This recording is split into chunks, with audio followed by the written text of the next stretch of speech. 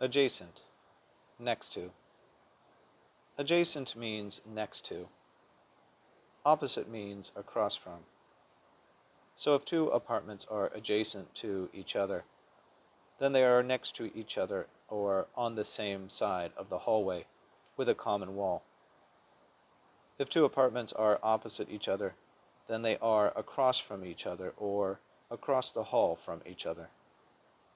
Likewise, adjacent homes are next to each other or on the same side of the block, and opposite homes are across the street from one another. In geometry, when two angles are adjacent, then they are next to each other and opposite angles are across from each other. Supplementary angles are adjacent angles which sum to 180 degrees, and complementary angles are adjacent angles which sum to 90 degrees.